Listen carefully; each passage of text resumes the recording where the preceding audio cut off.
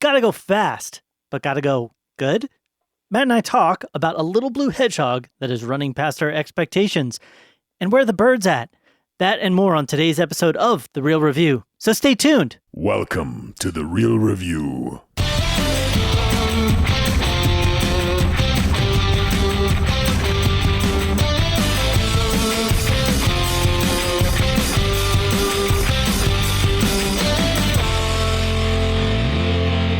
Welcome to The Real Review, sponsored by Parametric and Lazy Ape Studios, where you get some of the latest happenings, real thoughts, and perspectives in the world of film and television. I'm here with Matt Chili Dog, hey. What? Chili Dogs. Great. Okay. Yeah. I'm hungry, so maybe that's why I'm like, do you have a chili dog laying around somewhere? Chili Dogs do sound good. We could go get some after this. Darn. But, no, it's, Sonic's favorite food. I get that's more of a. So there was a number of nods that I noticed in the Sonic Hedgehog film to outside content. There was. The chili dog thing, I believe, really only came from the cartoon. Yeah. But it shows our due diligence that that's something that he's in the cartoon at least. True story. Likes. Yeah. Anyway, Who am I today? Everybody, I'm here with Joel. Hopefully sees Knuckles Cunningham. I'd love to see Knuckles. Yeah. I don't want to spoil any aspects, but I always thought, when I was a kid, Sonic was kind of my jam.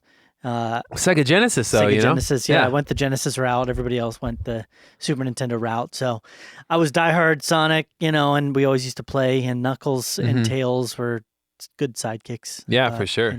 My sister used to play as Tails, and she'd always get mad because I was always running past her, and she would die. But Tails could fly. He could fly. Yeah. He was like immortal. That's the weird thing about it. He could never. Right. Yeah.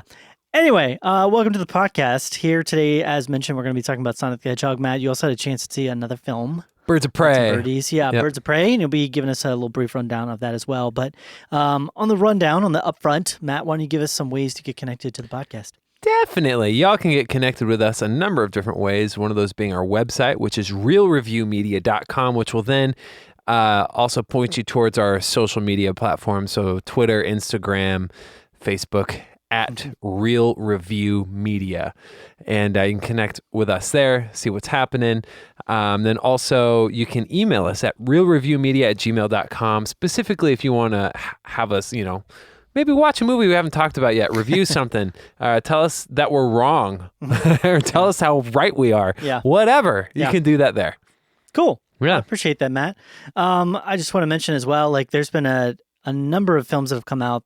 It's at least that in the last little while that I haven't had a chance to see, and we kind of know that, but we're limited in our time. And kind of the way Matt and I run things here and do the show is Matt tends to be a bit more of the fan kind of perspective, sort of the, I guess, more emotional, but kind of more of what's going on in his head, personal feelings. I tend to have a positive slant or find the positive slant towards whatever where I I'm tend watching. to be more critical, more objective, more breaking things down like bit by bit in nuance, and so we kind of put those two sides together to give you kind of like the whole picture of the films that we talked about. So 100%. Yeah. So we're going to be talking about, as mentioned, two films. So why don't we get right into our first one? Let's do it.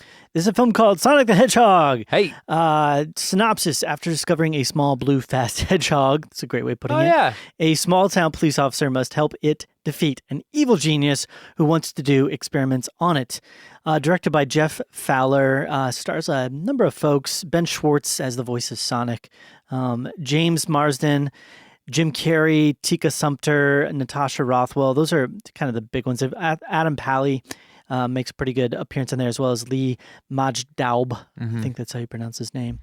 I'm going to let you lead off, Matt. Let's do this thing. Why don't you give us some thoughts on this? I'm going to give you a breakdown because I was kind of giving you a breakdown earlier, but I want to give it for everybody to hear. Sure. So there's some nostalgia to this. I had Sega Genesis, I think before I had Sega Genesis before like Super Nintendo. Eventually, I got one of those at some point in time. But I played Sonic all the time. It was like that in Mortal Kombat. Yeah, like weird contrasting games. But I played Sonic all the time. Go to my friend's house, a couple doors down, play Sonic all the time, and also being prevalently like alive and more aware in the 90s. I have an affinity for Jim Carrey. So going into this movie, though, I will say this. I normally go into any movie I'm about to watch positively, like leaning in a positive way, or optimistic, or even cautiously optimistic. But this one I didn't go into. I didn't even want to go to this movie. Yeah. It's like, this looks terrible. Yeah. Even after the whole redesign debacle, after they redesigned Sonic to appease the fans, the trailers I don't think looked very good. I didn't think the humor actually looked very good. I thought it looked just odd and like lowest common denominator. And I went in with zero expectations. So like, I didn't want to go. So I sat down, watched this movie. I will tell you, Joel, I had a pretty good time at this movie. Surprising. Surprising. Yeah. I was so surprised. Within the first 10 minutes, there was like 2 moments that I was just like, there's a scene with the turtle up front. I was like, why is this so funny to me right now? Yeah, that was a great scene. I liked that. And I was just like laughing, and a couple of like really good, like out loud laughs. And I was just shocked through and through. First of all, let me get this out of the way. This movie's not great, and it's very cliche. Yeah. But what it does is, I think it does the character right, and all the human people that are surrounding. Normally, like in these types of movies, like fish out of water, animated character, like Peter Rabbit or Smurfs come to mind, like that kind of thing. Yeah. Alvin and the Chipmunks. Yeah, that kind of thing. Like all the human characters are like annoying, but I kind of liked all the human characters. Yeah. And especially Jim Carrey. And it felt like I was watching Jim Carrey in the 90s. Like Ace Ventura, Liar Liar. Like I felt like I was watching him. I was like, wow, I haven't seen him do this kind of thing in forever. He was harnessing that Jim Carrey. And it wasn't like old Jim Carrey trying to like bring back young Jim Carrey. It was like Jim Carrey, like being authentic and true to who he is and his goofy nature. And it was like, this is amazing. Like I said, everything is really cliche. And I'd say that's probably the biggest drawback to the film. Yeah. There's nothing surprising in this movie. Everything is like telegraphed, but I enjoyed myself, and I was like, this is fun, and I'm having a good time. And if we're talking about, actually, I want to get your overall thoughts before I bring up a couple more specifics, but I enjoyed it, man. Yeah, I mean, I love to hear that. I think the difference between you and I is a lot of times when we go into a movie, sort of our expectations. This movie, I liked Sonic enough as a kid. I played every single game I could in the Sega Genesis. I never got pinball, which was like my one regret. I always wanted to get Sonic pinball. My life regret. Yeah, I played it one time. I was like, oh my gosh, this is amazing. I wish I had it. But I played all the games. I used to love Sonic, as I mentioned, was a diehard fan. Yeah. And but for me, that type of thing is enough to get me in to see a movie for sure. Yeah. But as far as like whether or not I'm going to like the movie and my expectations of enjoying the movie, I generally don't think that does that. If there's something in pop culture that I'm a big fan of that gets turned into a movie, I'm like, well, I'll go see it because I like that pop culture thing, but I don't have an expectation for it. Then mixed with the trailers, which you mentioned, I don't think did a good job with it. And it might have been this weird, I don't know if they did it on purpose, but this almost genius level thing. It might have, more than being genius, it might have just been like an accidental good misstep. Yeah. Where they release the trailer, everybody's like, oh my gosh, this character looks scary. Like it looked like an actual hedgehog, kind of weird. Human hedgehog. And then everybody hated it, so they redesigned it, and everybody was a big fan of the redesign, but they still had low expectations because the trailer in and of itself just kind of looked a little cheesy and silly. It was like they took the most kiddish parts of the film and put that in the trailer. Right. But the benefit of that was, I think everybody went into it expecting this is just going to be like a kid's and then film. all the best parts were not even in the trailer. Exactly, and it ends up being much better overall. So it was almost like this good surprise, and it's kind of like, I don't know, it's like the Disney movie, the remakes they're doing. The trailers for them are usually so cool, except for the Aladdin one. But they're always like, oh my gosh, these look so great. Yeah. And then you go see the movie and you're like, oh, I was expecting so much more. And this was like the opposite. Yeah. And it's like, that's what I'm saying. It was almost like an accidental, like amazing misstep for them. Because I don't know if it helps get butts in the seat, but it definitely is getting good press and good word of mouth. Yeah. Like, the viral thing is got a 94% on audience score on Rotten Tomatoes, which is pretty dang high. I mean, 64 critical score, but still, it's everything's leaning favorably. Yeah, and the expectation as well, just of it being a video game movie, and how rarely those are even like a modicum of decent, this definitely went above and beyond. Between this and expectations like for that. Detective Pikachu. Yeah, some of the best Yeah. video game movies we've seen in a while. Right.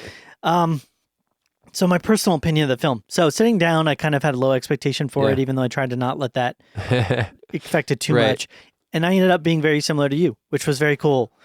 There was moments in the film, and I was talking about this earlier.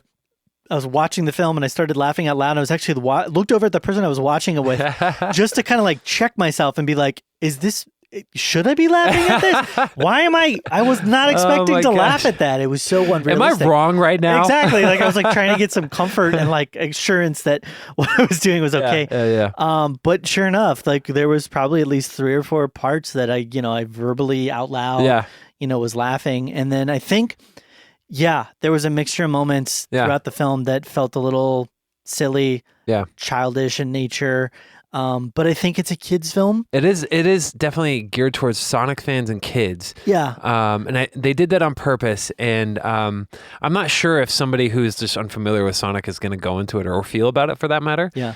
But I was, I just had a good time. Again, it's not like a great movie, but it was just kind of fun. I think 2 things for me stood out of them doing right here. One, they never did the wink and the nudge, which is like he eats a bunch of chili dogs and he's like, oh man, I feel bad because I ate chili dogs. He doesn't like look at the camera and go, oh, chili dogs. Right. Like, he just ate them. Yeah. And then they talk about it because it has an impact on them. And there's the part where the Dr. Robotnik, which is the character's name, but he's also gone by Dr. Eggman at times. Yeah. They could have made this like, oh, those are eggs. I'm going to call you Dr. Eggman. Yeah. They didn't do that. He just goes Eggman, like as a joke and kind of making fun. So again, they never did the wink and the nudge where it was like, the rings and things and stuff from Sonic, which was great because that immediately makes things feel cheap. And then 2, they kept it very simple. Yeah. To the point where it was like, I felt like, and that's probably one more of the detractors, like you can add a little bit, each character had like a thing that they were going for. Yep. Robotnik wants to catch Sonic. Sonic wants to, make friends or get back to his homeworld. James Marsden wants to move out somewhere else. Move out and become like a cop that's important. So it's like everybody has a thing. Yeah. And it made it very straightforward. They didn't get super bogged down in like the side details and the miscellaneous crud that's going. Like they didn't give this like whole elaborate like why Dr. Robotnik is named Robotnik and comes from the world of Robotniks and stuff. Yeah, they just did it, and it made it feel like a very simple experience. Totally talking about like verisimilitude as well, because I think that makes all the difference in this movie. Yeah. Like because you have essentially a cartoon character Sonic being in it, and then it works. It makes Jim Carrey's cartoonish like character himself and antics, like you're saying, fit. Mm-hmm. And then James Marsden's like kind of like okay, like it was like a cartoon and everything fit in that world really, really well. The cool thing was he was a good straight man. Yeah. I thought they were going to make Sonic more the straight man. Right. Because he's like used to his speed and the powers, but he's a kid at heart. Yeah. And so they made him like, oh, wow, look at that thing. And blah, blah. Yeah. And he was just very straightforward. Like, nope, we're not going to do that. No, we're not. Yeah. And I think it's better because you relate more to the human in this than you're going to probably ever relate to Sonic. So it was good to make him the straight man. 2 last things. First, another negative, I'd say some of the CG needed some work. Yeah. But other than that, like the CG and then the kind of just the overall just cliche-ness of it. First of all, commend the director. It's his first feature film, which is pretty amazing. It's amazing, yeah. Also, there's one shot at the end where you see Sonic's reflection in Jim Carrey's goggles, and it's like kind of at a climactic moment, and Sonic looks awesome, like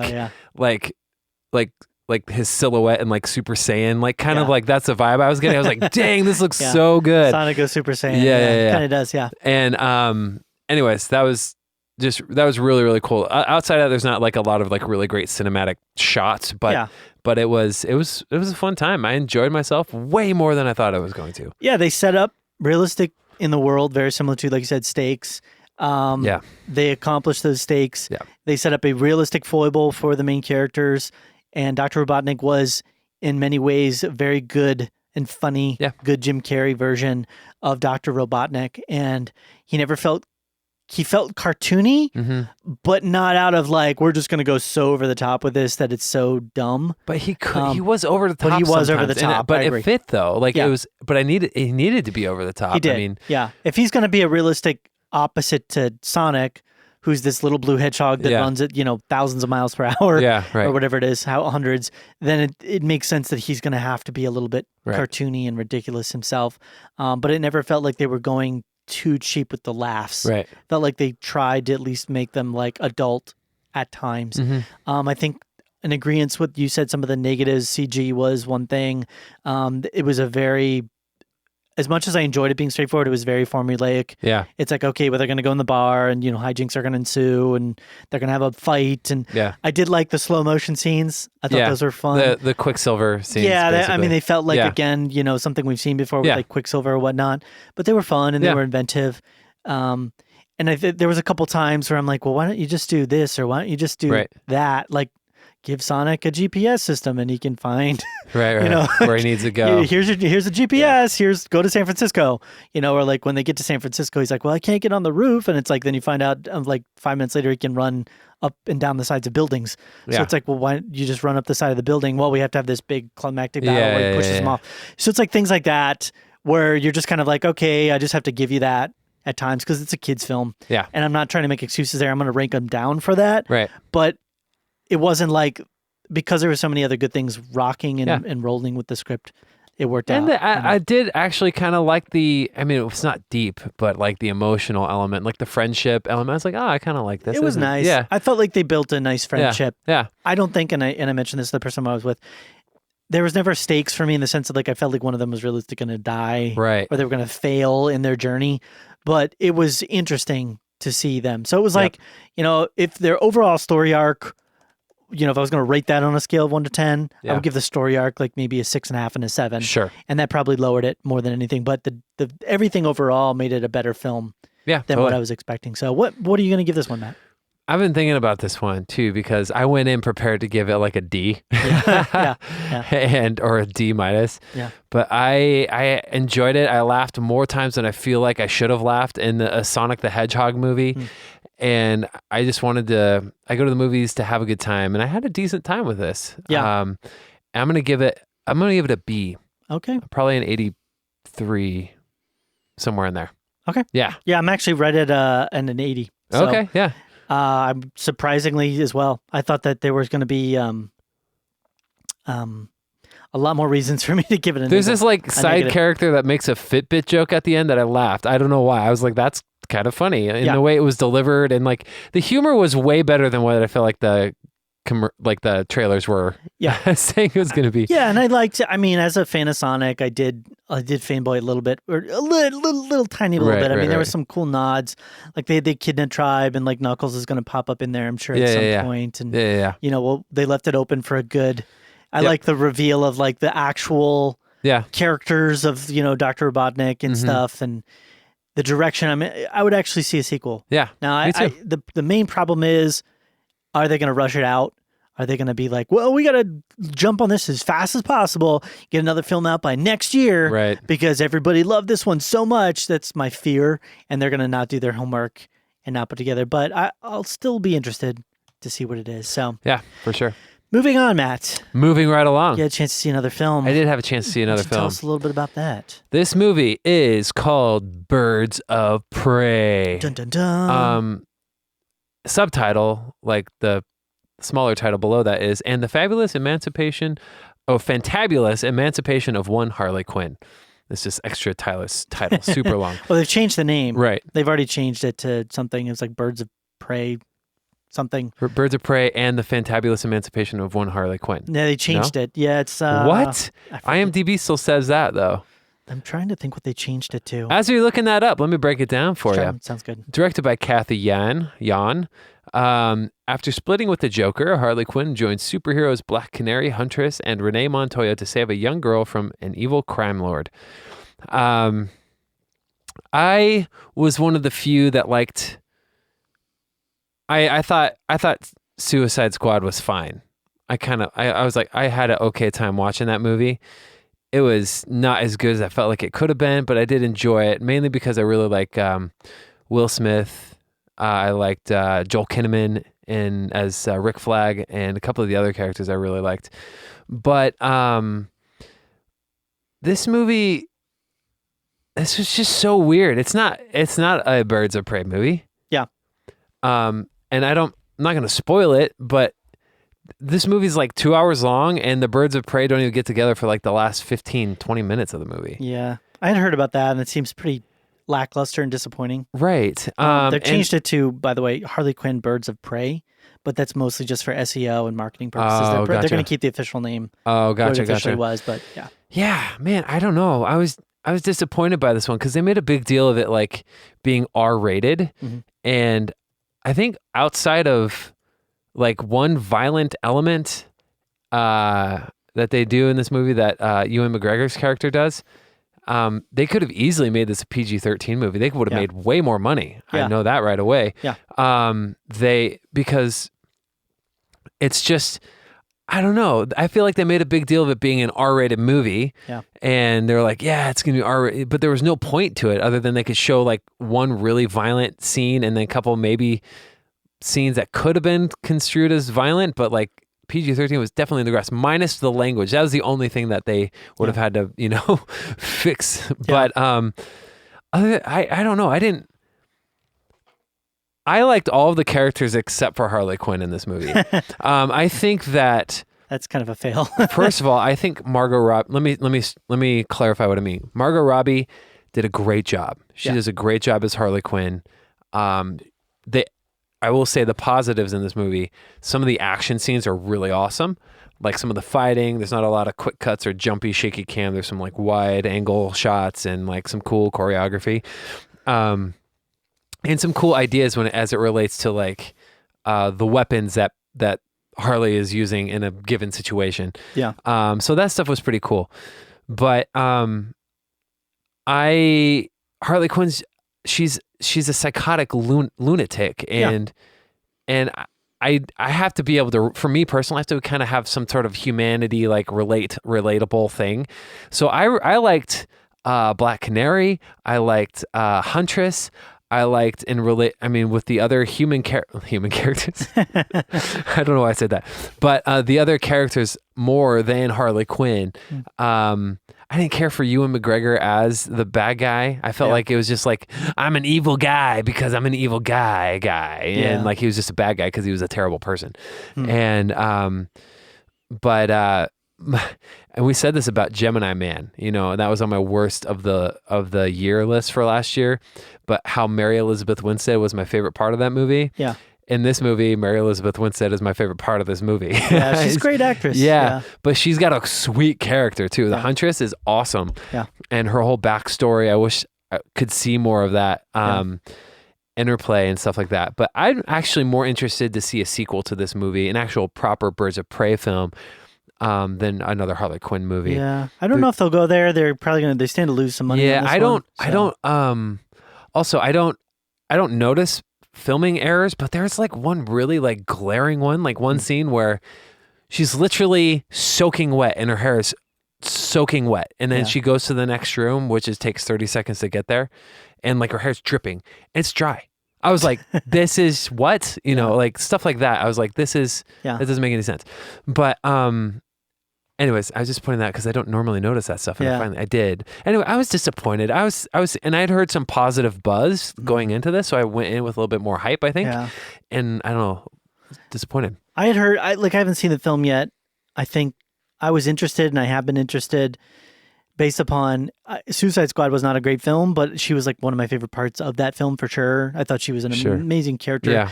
Out of all the characters, she had some of the best depth of like this torn between, this abusive relationship and wanting to go back to that. I really liked her in Suicide Squad. Yeah, that was because it fit into a group of psychotics. In Suicide Squad, yeah. Then I started seeing some of the notes on this and reviews and input, and it seems like it's a bit of a mess. It seems like the other thing they did, and I don't know why they do this because I haven't seen the film. I don't know so far so much how much of this actually made it into the film, but they made it into a very, I don't want to say like, I'm not getting the political side of things, but they made it very divisive. Sure. And then they said that like this film is for girls and it's about women, and that's fine. I'm fine with that. I'm not attacking it. I'm just saying that that doesn't appeal to a certain audience. Right. You know what I mean? Like, why are you going to go out and attack half of the audience? Like, if they came out with a guy's film and they were like, this is just for men, and men are going to like this, and go watch it if you're a guy, because guys are awesome. Women are probably not going to want to see that. So that's more in the line of like, well, you're not really doing yourself any services, is like getting butts and seats. So if that made it into the film, then I would probably take issue with that. But if it didn't, then I'm like, well, why did you do that? Yeah. Because you're just going to not get people to go watch the movie. Alienating Again, I haven't people. seen I didn't see any of that it. marketing. It seemed very though? alienating. Okay. Yeah. But I mean, you're a lot of the saying there was interviews. a lot of... Yeah. A lot of the interviews, a lot of the marketing stuff like that they did for people. Yeah.